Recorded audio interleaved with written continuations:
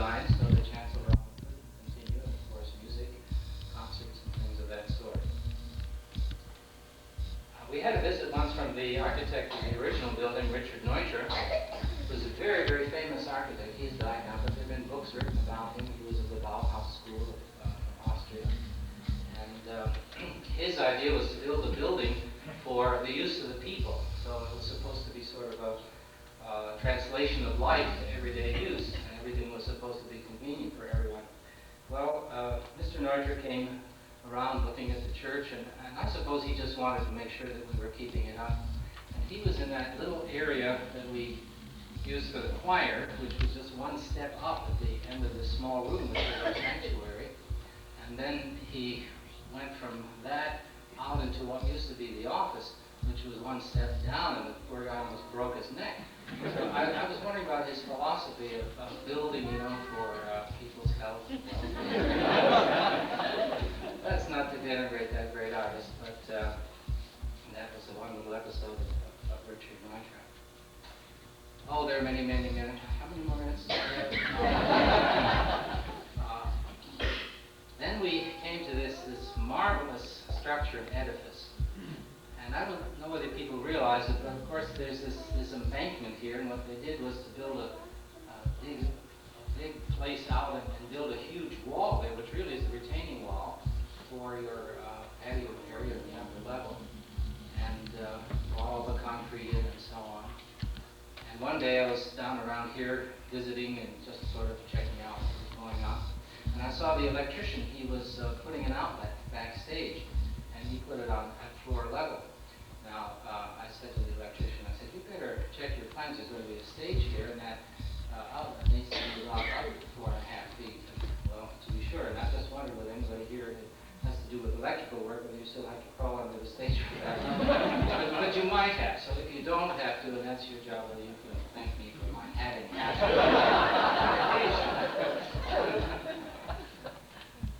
They put steel all in this magnificent floor. This was all. So those of you who were here had to go to Jack Satterley and others I don't see anymore. There's reinforcement steel up here. And one day the fellow who rented the equipment, the shoring equipment, because all that platform and everything had to be shorn up, when he saw them putting all that steel in there, he said, I think he said, my God, excuse me.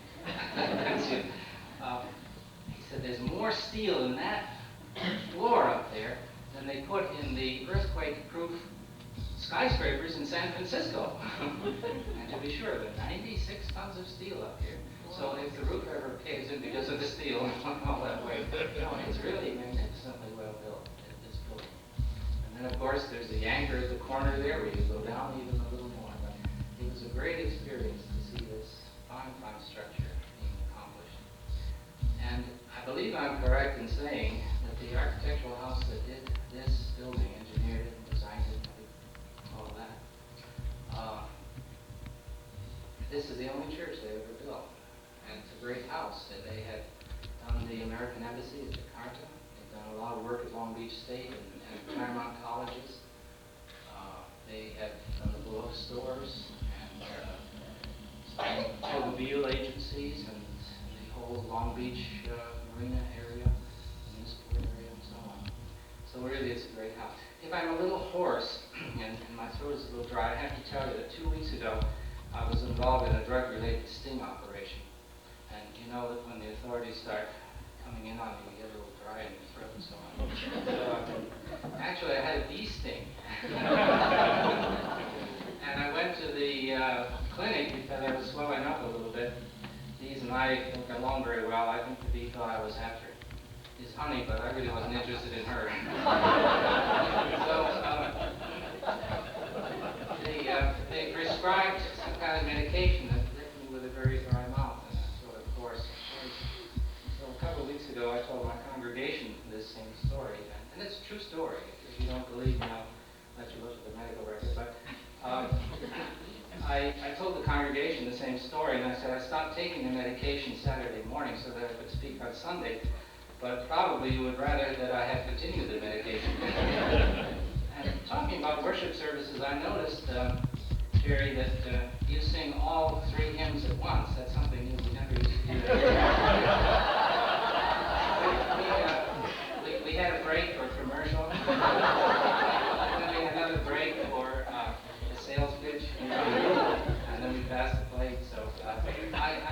revise that order of worship for your next occasion.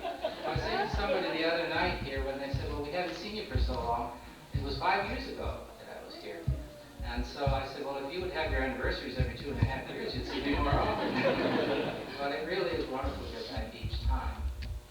And you know, when you come back after 5 years, and it was 17 years ago that we left from here. In fact, that little baby that the Kaspareks had, I didn't even know he could play the piano like that. Wonderful stuff. It's great. They really taught you young. But you wonder, you know, will you remember people's names and faces? Will you recognize them? And so I finally said, well, we'll just watch their mannerisms. And when you see their mannerisms, then of course, well, by your faces too and all of that. And you all tell me I haven't changed and you haven't changed either. I think our eyesight's all getting dimmer. But it's just a marvelous experience to come back and remember you all. I can say many things about many of you.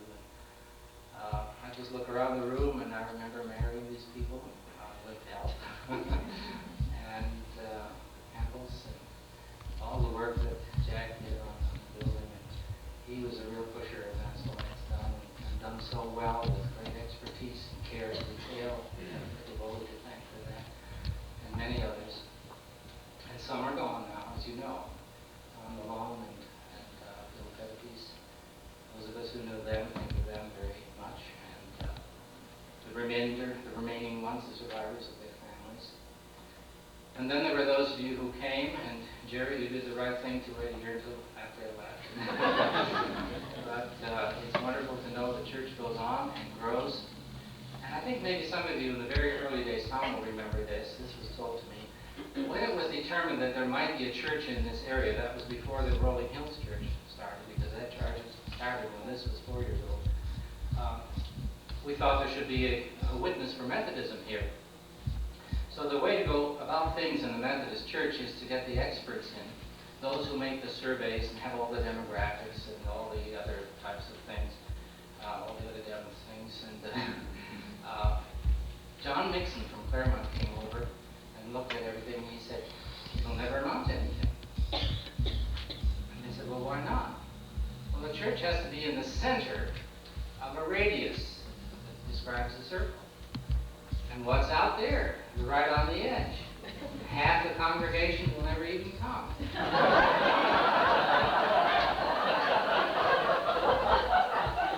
Well, John Mixon has died since then, not because of that.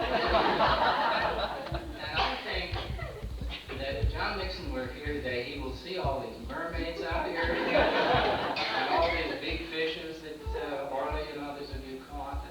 And we have a wonderful, I say we have a wonderful church here, and we will always remember this, and always remember all of you.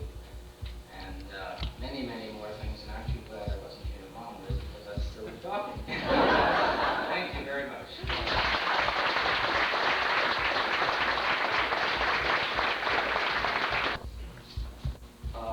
I assure you that I'm preparing Laity Sunday on October 12th, Hans, and you can edit my order of worship, and I don't have 3 hymns together. I let a choir person prepare that. I should have known better.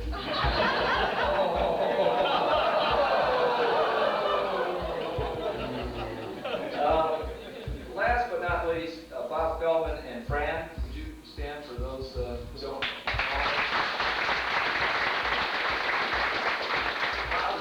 Down in the beautiful territory of La Jolla, down there where the temperature is a little more moderate than it is here, I guess, isn't it? Really?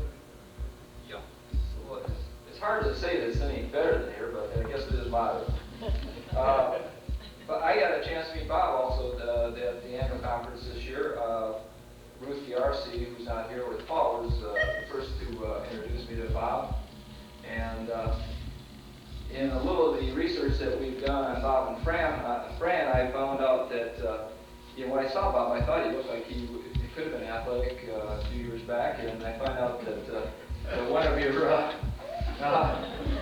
one of the nice things that you did was always give a rundown on Sunday morning about the Saturday sporting events that took place on UCLA, USC scores, and things of that nature. And from heart, I would like to reassure sure everybody looks like the Methodists won out today. Michigan beat Notre Dame. Bo Schembechler over the Pope's not praying hard enough, I guess. Trail walks with the kids. They all remember that. Bob was here and with the when the fellowship hall, which we're in, was completed. Is that correct? And the chapel and also the kitchen. So he saw some of the additions put to this church that have made it the fine edifice that it is today. Fran was very active with the fun fair and one of the originators of that. And your reputation has been bandied about also about how good the fan fair was when you were here. Bob, I would like to ask you to come up now and make a comment or two about your, was it 8 years? No, 7 years.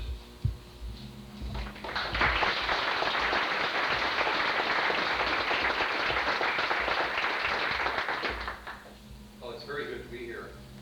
I want to assure you that, like my two predecessors, I do own a suit. It's on the car.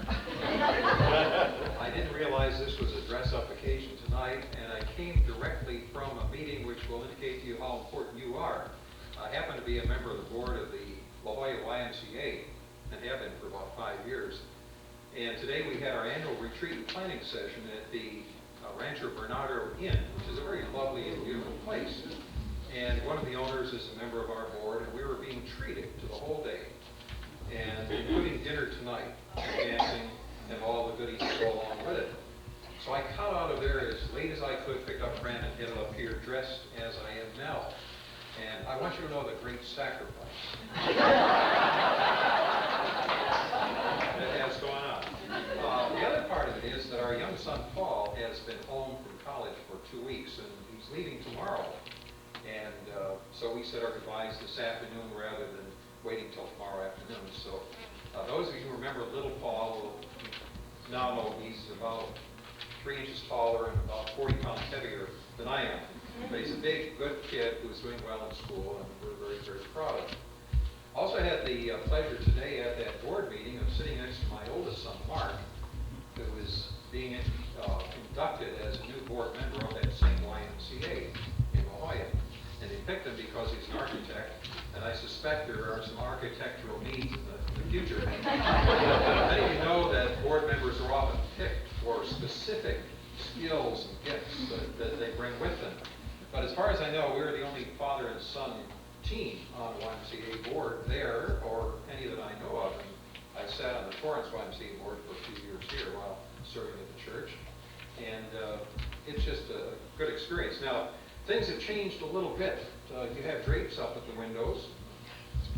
Things haven't changed very much. I noticed Jim Powers, finance chairman.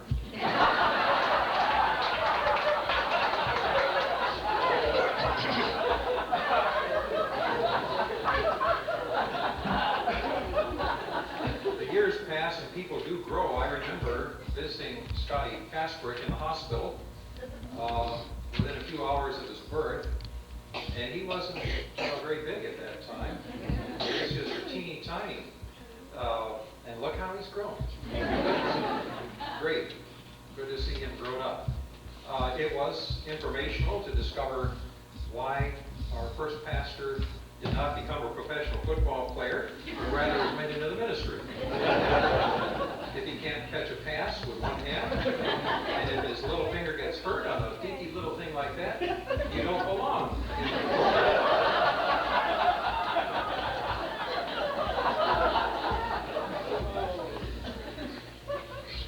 Some of you know that the year before I followed Hans Holborn as pastor here, there was some thought of appointing me to Redondo Beach First Church, just a mile or two up the road. And so we came up one day and visited around and talked to some folks, including the pastor, and drove by here. And that was an interesting experience because here was this great, huge building forming up. A big place with all the steel showing and all the concrete being poured. And who knows, another year goes by and here we are, invited up to this very beautiful sanctuary and this wonderful fellowship of people as Riviera Church. I asked Fran on the way up some of the things that she remembered about her participation here. And I hesitate to tell you this, but I should. She said, you know, the thing that comes to mind first was knocking holes in the wall over in the education building. How many of you were around when we knocked holes in the wall in the education building?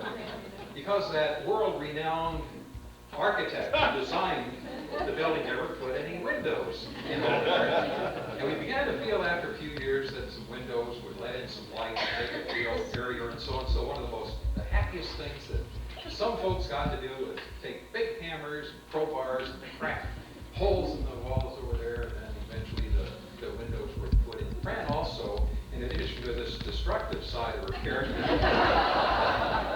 contributed some very positive things, including working with some choirs, and handbell choirs, and having a Fran's class that went on and on. Different groups of people that participated in that, and she entertained a lot at the parsonage. We always had our new member preparation groups there, and we had a good time, including going to these family camps.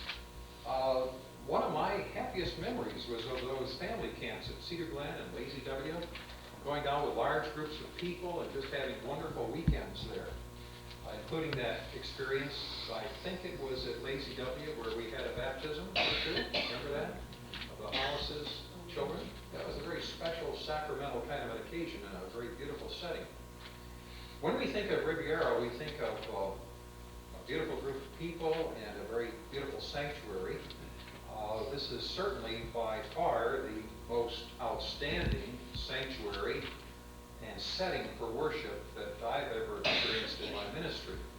And to experience that organ and great choir and the whole feeling that comes with it, with a wonderful congregation as well, can't help lead you into the presence of God. This is truly a holy place, a house of worship that is ministered by the very building itself, quite aside from anything else, to lots of folks, including us and hundreds and thousands more who come into this place. We always consider it a privilege to come back to Riviera and renew our friendships. My eyes haven't dimmed. Some of you know that I experienced a miracle in my eyesight. You know, it was 2 years before leaving this church. I always wore spectacles before that. And then one Sunday I rose in the pulpit and the spectacles were gone. And I had to come up with some kind of story to justify that. And some of you remember that I had shared some seances with Mary Baker Eddy. I had read miracle literature, et cetera, et cetera, et cetera. And finally, a doctor stuck contacts in my eyes. So I could always say, well, I don't wear spectacles because I have contacts.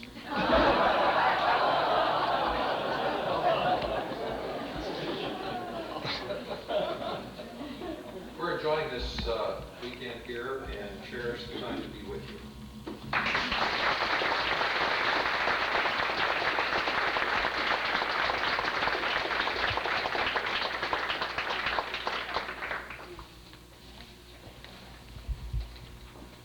We have cups for the other ministers too, and their wives.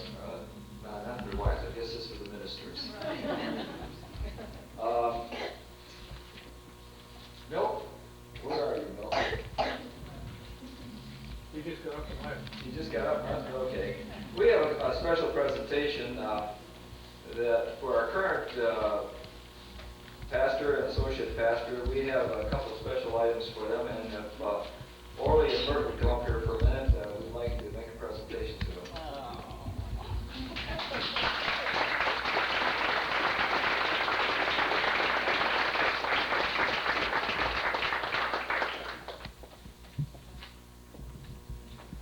Orly, because Mert continued to outshine you with her rainbow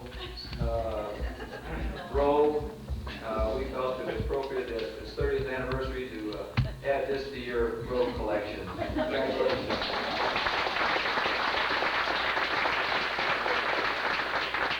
And because Mert has been caught up with the spirits and the balloons and the clown ministry, we have, in addition for hers, the balloons stove.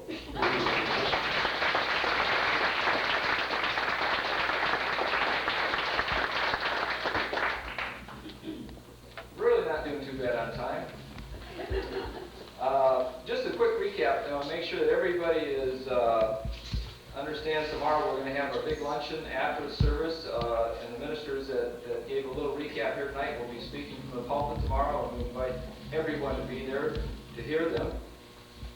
And then stay after for, if you got your tickets, I guess we have to have tickets tomorrow for the luncheon.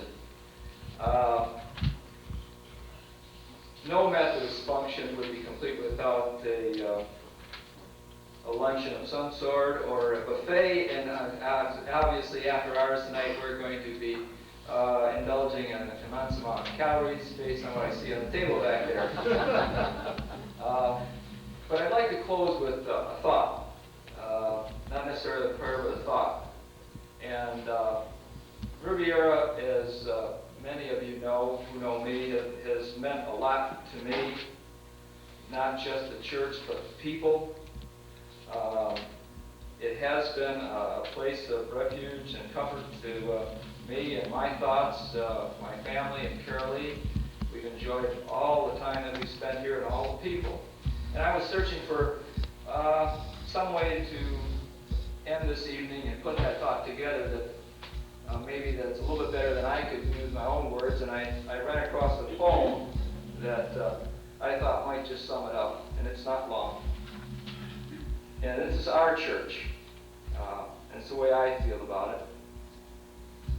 A room of quiet, a temple of peace, a home of faith where doubting cease, a house of comfort where hope is given, a source of strength to make earth heaven, a shrine of worship, a place to pray.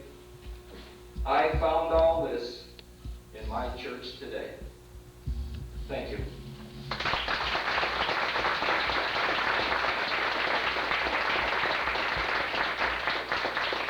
For those of you who are not on diets, who is at the back?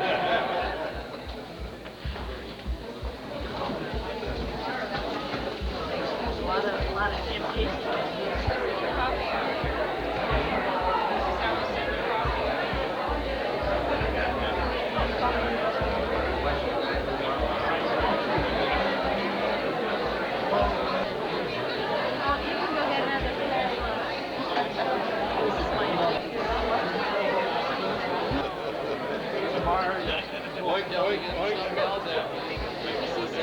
September 13th, 1986, 30th anniversary, and I hope someone will be looking at this at the 35th and subsequent anniversaries.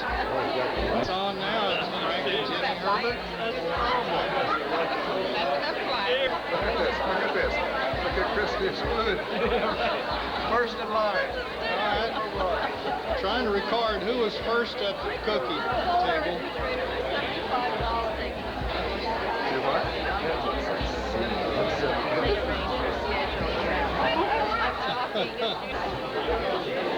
I hope these will be useful at the...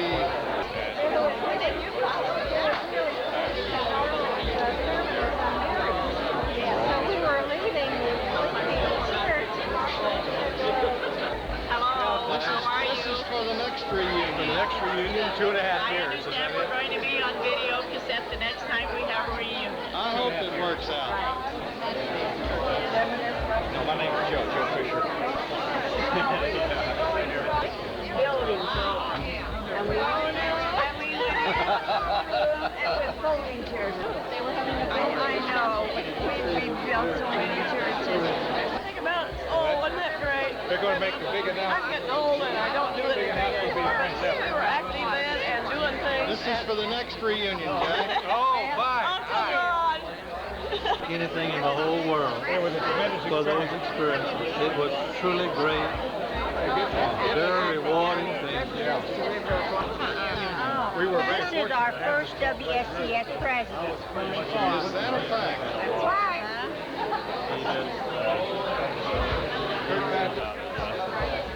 So anyway, he said, Is this a plot?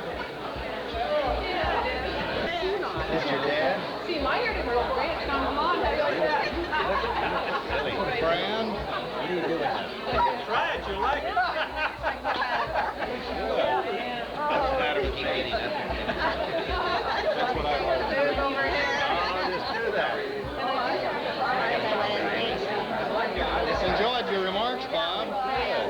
We'll show you this at the 40th or 35th reunion. Is everything? Make go. Oh, you know, going with it, it's bad on the southbound. I'd have something to show at the next reunion. That's not nice. I see what he's doing, man. See how these go without. Arlie? We'll show you this at the 40th reunion. 40th, how about Maybe the 50th? 50th. All right, I'll be You here. come back I'll and be they'll back. say, well, he was just a kid back in 1986. Wherever I am, I'll come back. When we show this at the 50th reunion, I was telling Arlie, everybody's going to say, I look just like a kid.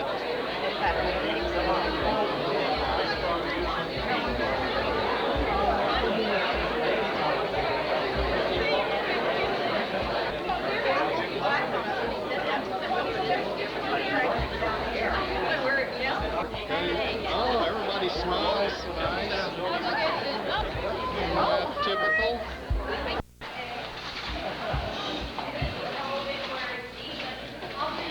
It's the same Saturday night. We're getting prepared for the Sunday luncheon, September the 14th. Are you still here? How come you're not home in bed? He's a champion skater. See what's going on. Okay, we have to. Oh, everybody looks like they're loafing. But the tables are ready for tomorrow. Donnie says the balloons will be here at 10 in the morning. Right. You know what we need to get out? The program cover says Celebrate the Spirit. Page 2 lists all the previous ministers. This is the luncheon program. Donnie Wilcox was the chairperson on this. She will welcome everyone. The master of ceremony is Roswell Roberts. Be an invocation by Dr. Stanley McKee. Then the luncheon, music by Leon Beck and Greg Beck.